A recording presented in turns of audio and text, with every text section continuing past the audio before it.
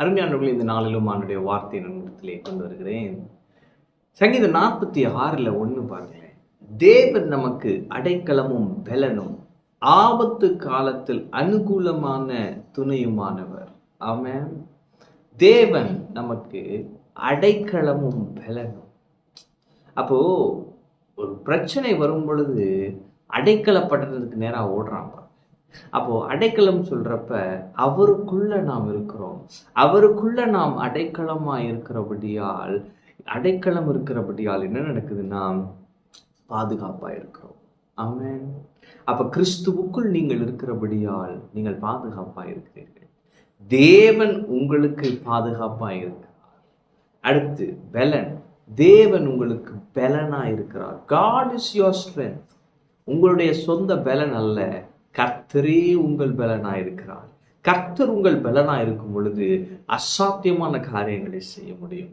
கர்த்தர் உங்கள் பலனாய் இருக்கும் பொழுது இயற்கைக்கு அப்பாற்பட்ட காரியங்களை செய்ய முடியும். கர்த்தர் உங்கள் பலனாய் இருக்கும் பொழுது எவைகளையெல்லாம் செய்ய முடியாது என்று இருந்ததோ இனி அவைகளையெல்லாம் செய்வீர்கள். கர்த்தர் உங்கள் பலனாய் இருக்கிறார். கர்த்தர் உங்கள் பாதுகாப்பாய் இருக்கிறார். ஆபத்து காலத்தில் அனுகூலமான துணையுமானவர். ஆமென். வேலை இப்போ ஒரு சீசன், அந்த சீசன்ல நீங்க துணை இல்லாம ஒரு உதவி இல்லாம இருக்கிறீங்களா?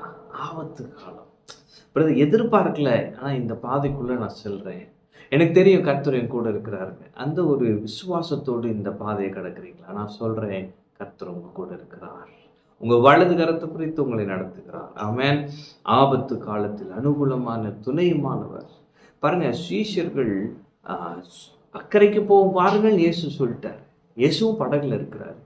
ஆனா எதிர்காற்று, புயல். அப்ப என்ன நடக்குது? சீஷர்கள் எல்லாம் பயப்படுறாங்க. தண்ணி காத்து அடிக்கிறது இல்லை, தண்ணி எல்லாம் படகுல வருது. என்னென்னமோ ட்ரை பண்ணி பார்க்குறாங்க, ஒன்றும் முடியல. இயேசு எழுப்புகிறாங்க, போதகரை நாங்கள் வடிந்து போகிறோம், உங்களுக்கு கவலை இல்லையா? உடனே இயேசு எழுந்து என்ன பண்ணார்னா காற்றையும் கடலையும் அதட்டினார்.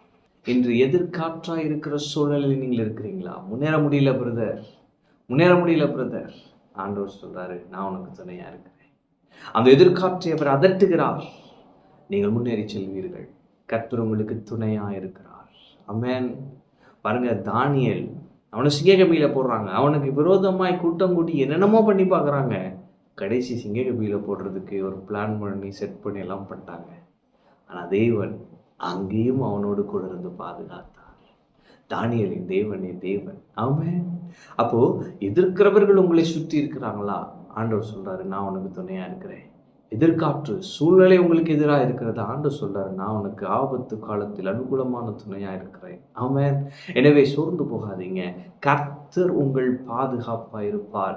கர்த்தர் உங்கள் பலனா இருப்பார். கர்த்தர் உங்களுக்கு உதவி செய்கிறவராய் இன்று வெளிப்படுவார். குறிப்பாய் எதிர்காற்று போன்ற முன்னேற முடியாமல் இருக்க தடைகள் எல்லாம் நீங்குகிறது.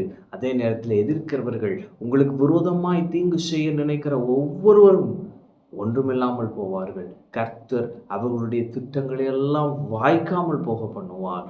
கர்த்தர் உங்களோடு கூட இருந்து உங்களை முன்னேற்றத்தின் பாதையிலே கொண்டு செல்வார். அதே நேரத்தில் நீங்கள் அகப்பட்டு கொண்டிருக்கிற பிரச்சனைகளிலே உங்களை விடுவிக்கிறவராய், உங்களுக்கு உதவி செய்கிறவராய், துணையாளராய் இன்று வெளிப்படுவார். உங்களுக்கு அற்புதம் செய்வார். ஆமென். கர்த்தர் உங்களோடு இருக்கிறார். கர்த்தர் உங்களை ஆசீர்வதிப்பார்.